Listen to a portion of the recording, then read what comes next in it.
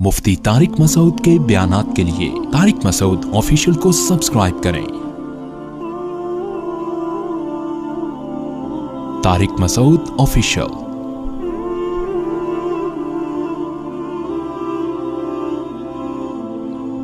आज भी बहुत से इलाकों में दो नंबरी को क्या समझा जाता है? कमाल। बाज़ इलाके ऐसे हैं वहाँ आप जाएं, आप मुसाफिर हो ना, आप एड्रेस पूछें तो गलत एड्रेस बताएंगे और इस पे हंसते हैं फिर बाद में कि देखो हमने इसको बेवकूफ़ बना दिया, वो बेचारा घूमता रहेगा। बाज़ इलाके ऐसे हैं आप वहाँ जाएं, वो उनको अंदाज़ा हो जाता है आपकी ज़बान से कि किसी दूसरे इलाके से आया ये, तो टैक्सी वाले को आप कहें कि मैंने फ़लाँ होटल पे जाना है, फ़लाँ जगह जाना है, तो वो बहुत लंबा चक्कर घुमा के लेके जाएगा और बिल बना देगा ठीक ठाक। अब तो गूगल मैप वगैरह से ये फ्रॉड थोड़ा मुश्किल हो गया है, लेकिन पहले बहुत होता था। और होटल वालों से भी टैक्सी वाले ने सेटिंग की होती है कि कोई मुसाफिर आए तो मेरे पास लेकर आना, तुम्हारा उसका इतना कमीशन होगा और मुसाफिर को न छोड़ना फिर मेरा काम। ये सब वो हराम कारियां हैं जिनकी तरफ इस सूरत में सूरह हूद में इशारा किया गया है। किसको? कस्टमर को बेवकूफ बनाना। तो कस्टमर को या इंसानों को किसी भी तरह से बेवकूफ बनाया जाएगा, उनको नुकसान पहुंचाया जाएगा, ये चीज अल्लाह के गजब को दावत देती है। बहुत गुस्सा आता है अल्लाह को कि तुम्हारे साथ कोई अगर ऐसा करे तो तुम्हें गुस्सा आएगा कि नहीं आएगा। और एक तो जुर्म, ऊपर से उसको कमाल समझते हैं, यानी चोरी और ऊपर से सीना जोरी। तो बहुत है, आप बाज़ इलाकों में जाएं, वहां के तो मशहूर हैं ठग। हर आदमी दूसरे को बेवकूफ बना रहा है। अब आप ये जो ट्रैवल एजेंसियां हैं ना, जो हज और उम्रे पे लेके जाती हैं, ज्यादातर की बात कर रहा हूं, आपको यहां सुरखाब के पर दिखाएंगे, ये मिलेगा, ये मिलेगा, ये मिलेगा। आपने पैसे जमा कराए, जब आप वहां गए आपको वो सहूलतें नहीं मिल रही, आप लड़ते हैं, तो आपको क्या कहते हैं कि हाजी के लिए और उम्रा करने वाले के लिए गुस्सा हराम है। फला रफसा वला फुसूका वला जिदाला फिल हज, हज उम्रे में गुस्सा नहीं है। ये जहन्नम में इंशाअल्लाह उल्टे लटके हुए होंगे। अल्लाह की रहमत से पूरी उम्मीद है कि तुम उन लोगों के साथ ज्यादती कर रहे हो जिनको हज उम्रे पे लेके जा रहे हो, और तुम्हें भी तो अल्लाह ने कहा है कि मामलात में दो नंबरी मत करो। और याद रखो, कभी अगर फ्री में उम्रा का कोई पैकेज आए ना, तो अल्लाह का वास्ता कभी ना करना।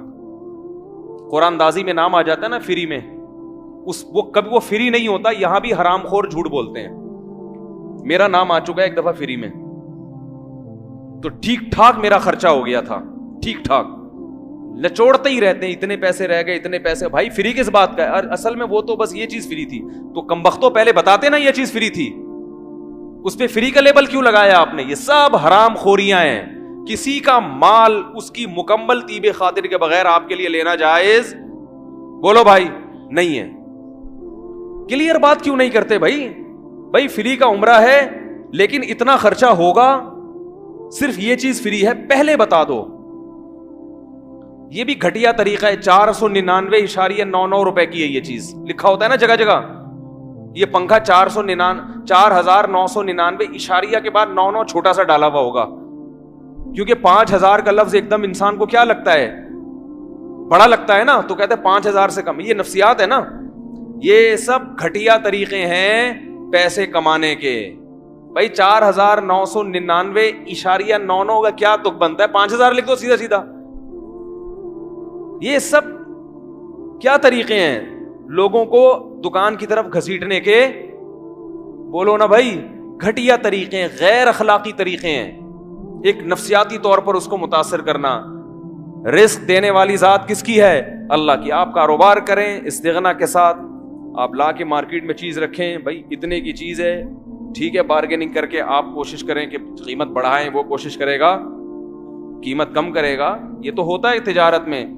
लेकिन इसके अलावा जो गैर अखलाकी तरीके, गैर अखलाकी घटिया तरीके, ये अल्लाह को पसंद नहीं है।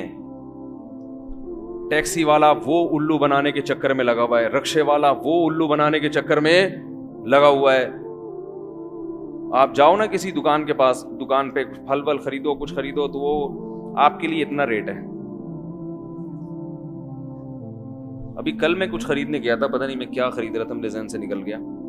میں گیا ہوں تو وہ, حالانکہ میں پہلی دفعہ گیا ہوں اس دکان پہ, تو کیا کہہ رہے ہیں, آپ ہمارے پرانے کسٹمر ہیں, میں آپ کو 2 نمبر چیز خام خمیں, میں آپ کو 2 نمبر چیز نہیں دوں. اور یہ بھی ہے, یہ سستا والا ہے, یہ مہنگا والا ہے. نیا آدمی ہوتا ہے اس کو تو میں یہ پکڑا دیتا ہوں, لیکن چونکہ مجھے پتا ہے آپ نے بار بار آنا ہے تو یہ لے لو. بعض دفعہ اس میں دکاندار صحیح بھی کہہ رہا ہوتا ہے, لیکن اکثر اوقات وہ بیوقوف بنا رہا ہوتا ہے. ایک صاحب مجھے کہنے لگے, یہ جو ہے نا کیا کہتے ہیں, یہ ایک زعفران, یہ بڑی زبردست چیز ہے صحت کے لیے. زعفران بھٹے کے جو بال ہے نا اس کی طرح کی ہوتی ہے. ایک صاحب کہنے لگے, مارکیٹ میں گیا, 2 نمبر زعفران مہنگی دے رہا تھا اور 1 نمبر سستی, تاکہ کسٹمر 2 نمبر زیادہ خریدے. اس کو پتا ہوتا ہے کہ اس کسٹمر کو کیسے الو بنایا جائے گا, اس گاہک کو کیسے الو. اس کو بتایا کہ یہ بھی ہے یہ بھی ہے. 2 نمبر پہ مارجن آف پروفٹ چونکہ زیادہ ہے, لہذا اس کی قیمت زیادہ رکھی ہے, کیونکہ جو زعفران کھانے والے لوگ ہیں اکثر مالدار ہی ہوتے ہیں, وہ پھر کم قیمت یا زیادہ قیمت نہیں دیکھتے. تو اس کو بیوقوف کیسے بنا رہا ہے کہ جو 2 نمبر ہے نا اس کو کیا کر رہا ہے, مہنگا کر کے بیچ رہا ہے. اب لوگ دھڑا دھڑ وہاں سے خریدنے, دھڑا دھڑ خریدنے کہ ماشاءاللہ بھائی مہنگی چیز لے کر آ رہے ہیں. تو یہ سب ہمارے معاشرے میں ہول سیل کے حساب سے ہو رہا ہے. تو قرآن میں اس پر بڑی شدید وعید ہے, بڑی شدید وعید ہے. وَيْلٌ لِّلْمُطَفِّفِينَ الَّذِينَ إِذَا اكْتَالُوا عَلَى النَّاسِ يَسْتَوْفُونَ وَإِذَا كَالُوهُمْ أَوْ وَزَنُوهُمْ يُخْسِرُونَ أَلَا يَظُنُّ أُولَٰئِكَ أَنَّهُمْ مَبْعُوثُونَ. فرمائے یہ لوگ جو تجارت میں, خرید و فروخت میں لوگوں کے ساتھ دھوکہ کرتے ہیں, ان کو علم نہیں ہے کہ ایک دن قیامت کا آنے والا ہے جس دن ان سب نے اللہ کے سامنے کھڑے ہو کر حساب دینا ہے. تم یہ سمجھ رہے ہو عدالت میں کوئی کیس نہیں بن سکتا, ان عدالتوں کی اس کے مقابلے میں کوئی اوقات نہیں ہے. یہ تو کچھ بھی نہیں ہے, یہ تو تھوڑا بہت معاشرے کو کنٹرول کرنے کے لیے ہیں. یہ یہاں تو جج خود لٹکے ہوئے ہوں گے قیامت کے دن ان عدالتوں کے.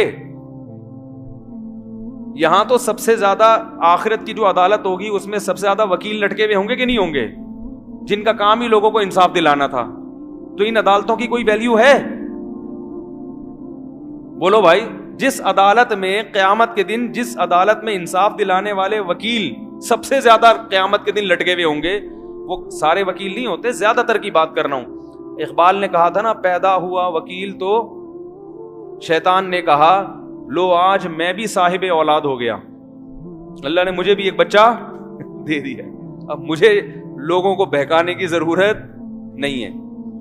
تو ان عدالتوں میں آپ یہ سمجھتے ہو کہ ہم چونکہ یہاں سے بچتے ہیں تو کوئی ایسی بات نہیں ہے. تو بھائی اللہ کی نظر میں ان عدالتوں کی کوئی اوقات نہیں ہے. یہ ہے, اس کی اہمیت ہے, آخرت کے مقابلے میں اس کی کوئی اوقات نہیں ہے. یہ تو تھوڑا بہت معاشرے کو کنٹرول کرنے کے لیے ہلکا پھلکا. اصل عدالت تو جو خدا ہے, جو مالک الملک ہے, وہ عدالت قائم کرے گا. تو اللہ کہتے ہیں الا یظن اولئک انہم مبعوثون, ان کو پتہ ہی نہیں ہے کہ ایک دن قیامت کے دن اللہ کے سامنے لوگوں نے کھڑے ہو کر حساب دینا ہے. ویل, تباہی ہے ان کے لیے, برباد ہو جائیں گے یہ. اللہ کو بڑا غضب آتا ہے. ایک بات خوب یاد رکھو, ہم لوگ جرم کی نوعیت جو دیکھتے ہیں نا, وہ اس حساب سے دیکھتے ہیں کہ اس جرم سے سامنے والے کو کتنا نقصان ہو رہا ہے, لہذا اس کی سزا اتنی ہونی چاہیے. یہ دنیا کا اصول ہے, آخرت کا یہ نہیں ہے. بات آ رہی ہے سمجھ میں؟ مثال کے طور پر ہم نے کسی کو ٹھگا, بیوقوف بنایا, ₹1,00,000 کی چیز اس کو جاپان کی, میڈ ان جاپان کہہ کے 1.5 لاکھ کی بھیج دی, 50,000 کا بیوقوف بنایا نا ہم نے اس کو. تو دنیا میں جب کیس چلے گا تو سزا کتنی ہوگی؟ 50,000 کا جرمانہ آئے گا. بھائی آپ نے جھوٹ کتنا بولا ہے؟ 50. لیکن آخرت میں ایسا نہیں ہے. آخرت میں ایسا, اللہ تعالیٰ کے ہاں جو کیس چلے گا وہ کسی اور حساب سے چلے گا کہ تو نے کسی کو دھوکہ کیوں دیا. وہ میری مخلوق, وہ میرا بندہ, اور تو بھی اس دنیا میں غلام ہے, تو اس بات کا پابند تھا کہ میرے احکام کو فالو کرتا. جب میں نے تجھے منع کیا کہ دھوکہ دینا حرام ہے تو تو نے اس کی نافرمانی کر کے کس کی توہین کی ہے؟ اللہ کے دین کی, اللہ کے حکم کی توہین کی ہے. تو قیامت کے دن جو کیس چلے گا وہ اللہ کے احکام کو فالو نہ کرنا, اس حکم کی دھجیاں اڑانا, اس کے حساب سے کیس چلے گا. اور یہ جرم کوئی معمولی جرم نہیں ہے, لہذا اس پر اللہ نے جہنم کی آگ رکھی ہے. کیونکہ کیس کی جو نوعیت ہے نا وہ مختلف اعتبار سے کیا ہوتی ہے, وہ بدل جاتی ہے. آپ اپنے باپ کو منع کر دیں کہ میں آپ کی خدمت نہیں کروں گا, اور آپ ایک دوسرے آدمی کو منع, باس کو منع کر دیں, تو جرم تو ایک ہی جیسا ہے مگر دونوں کی نوعیت میں فرق. ایک باپ کی نافرمانی کہلائے گی اور ایک باس کی نافرمانی کہلائے گی. تو یاد رکھو اسی طرح دنیا میں جو کیس چلتا ہے وہ اس پر کہ اس نے ایک ملک تھا اس کی اسٹیٹ کے حکم کو توڑا ہے یا کسی انسان کو نقصان پہنچایا ہے. لیکن آخرت میں جو کیس چلے گا وہ اس بیس پر کہ اس نے اس کائنات کو پیدا کرنے والا رب, جس نے اس کو کھلایا پلایا جوان کیا, تمام نعمتیں عطا کی, اس نے اپنے اس محسن کی بات نہیں مانی. جیسے باپ اپنے بیٹے سے کہتا ہے کہ بیٹا دیکھ یہ تیرا دوسرا بھائی ہے نا, تو اس کے ساتھ ناانصافی نہ کرنا. اب آپ نے ناانصافی کی تو باپ دو تانے دے گا, ایک تو یہ کہ تو نے اپنے بھائی کے ساتھ ناانصافی کی, دوسرا یہ کہ میں تیرا باپ تھا, میں نے تجھے منع بھی کیا تھا تو تو نے میرا بھی دل دکھایا ہے. تو یہاں جرم کی نوعیت بولو نا بھائی بڑھ جائے گی. تو اللہ کو غصہ آتا ہے کہ میں تمہیں کھلاتا ہوں پلاتا ہوں, سب کے پیٹ بھرے ہوئے ہیں اور کمبختوں کی توندیں تک نکلی ہوئی ہیں, اتنا کھا رہے ہیں یہ, اور پھر لوگوں کو ٹھگ رہے ہو تم کہ پیسہ نہیں ہے, غربت نہیں ہے, آج کل 2 نمبری کے بغیر چلتا ہی نہیں ہے. کیسا اللہ تعالیٰ ایک چیز سے بچائے, ناشکری سے. میں آپ کو صحیح بات بتاؤں, بڑے بول سے اللہ بچائے. میں جب ٹوٹا پھوٹا دین کی طرف آیا نا, مدرسے کی طرف, تو اسباب اور وسائل ختم, لیکن دل میں ایسا استغنا پیدا ہوا کہ مجھے ایسا لگتا تھا مجھ سے بڑا سیٹ دنیا میں کوئی ہے ہی نہیں. اور میں لوگوں کو دیکھتا تھا کہ یار ان کے پاس وسائل بہت ہیں مگر دل نہیں, ہر وقت ایسے چہرے پہ مرجھائے ہوئے جیسے ان کو قحط میں پڑے ہوئے ہیں یہ. تو میں اللہ سے شکر ادا کرتا تھا کہ اللہ ہمارے پاس کچھ بھی نہیں ہے مگر ایسا لگتا ہے کہ سب کچھ, یعنی لوگوں کے لحاظ سے بات کر رہا ہوں, لیکن الحمدللہ سب کچھ ہی ہے ہمارے پاس. لوگوں کے حالات دیکھو تو غم, ٹینشن, پریشانی. بھائی تمہارے پاس تو ہم سے کروڑا گنا زیادہ ہے, کیا ہو گیا؟ تو پتہ یہ چلتا ہے کہ یہ عذاب ہے اللہ کا, جو کہاں نازل ہوتا ہے, دل پر. اللہ کی نافرمانی کرنے سے جو عذاب آتا ہے نا, جب اللہ کو بھلا دو گے. قرآن جگہ جگہ کہتا ہے نسوا اللہ فانساہم انفسہم, انہوں نے اللہ کو بھلا دیا, اللہ نے ان کا آپ بھلا دیا, یعنی ان کو خود اپنا ہوش اب نہیں ہے کہ کس چیز میں سکون ہے اور کس چیز میں بے سکونی. تو اس لیے میرے بھائی دنیا کی لالچ, ایماندار بننا اس وقت تک ممکن نہیں ہے جب تک دل میں دنیا کی محبت ختم نہیں ہوتی. آپ چاہتے ہو کہ لالچ رہے لیکن ایمانداری سے چلو, پھر نہیں ہو سکتا. پھر آپ یہی کہو گے یار کیسے؟ بھائی غریب بننے پر دل سے راضی ہو جاؤ. کیا ہو جاؤ؟ پیسہ کماؤ لیکن غربت کے لیے ہر وقت تیار رہو ذہنی طور پر. غریب بن گئے تو کچھ بھی نقصان نہیں ہے, مسافر خانہ ہے, رکشہ چلائیں گے, ریڑھی لگائیں گے, ٹماٹر بیچیں گے, کیا ہو جائے گا یار, کیا ہو جائے گا بھائی؟ حالانکہ ایسا ہوتا نہیں ہے. ایمانداری سے چلو گے نا, تھوڑی آزمائش آتی ہے, اللہ پھر نواز دیتا ہے. ایک مثال دے رہا ہوں, ذہنی طور پر ٹماٹر کے لیے تیار, کوئی بات نہیں ٹماٹر بیچیں گے. لوگ کیا کہیں گے, یار تو ایسا آدمی تھا, تو ٹماٹر کے قابل تو نہیں تھا. آپ بولے تھا, اب نہیں ہوں, ختم ہو گئی بات. پہلے تھا میں ایسا, اب کیا ہوں, اب میری یہی اوقات ہے. تو نے اکھاڑنا ہے تو کچھ اکھاڑ لے, تو نے کچھ اکھاڑنا ہے تو اکھاڑ لے, تیرا کیا جا رہا ہے. اب یہ کہ اس کی عزت ہوگی, آپ کی عزت نہیں ہوگی, تو کوئی مسئلہ نہیں ہے بھائی. تھوڑے دنوں میں مر جائے گا تو اس کی بھی نہیں ہوگی اور پھر آپ کی بھی نہیں ہوگی. مسافر خانہ ہے, ٹماٹر والا بھی قبرستان جاتا ہے اور چیف آف آرمی اسٹاف بھی کہاں جاتا ہے میرے بھائی. قبر میں جانے کے بعد پتہ چلتا ہے, قبر کھود کے دیکھو تو یہ ٹماٹر والے کی قبر تھی یا یہ کوئی بہت بڑے کوئی وزیر اعظم کی قبر تھی, پتہ چلتا ہے. دنیا ہے, مسافر خانہ ہے, دل لگانے کی جگہ نہیں ہے. تو جب تک یہ سوچ نہیں بنے گی نا, انصاف نہیں ہو سکتا, انصاف نہیں ہو سکتا.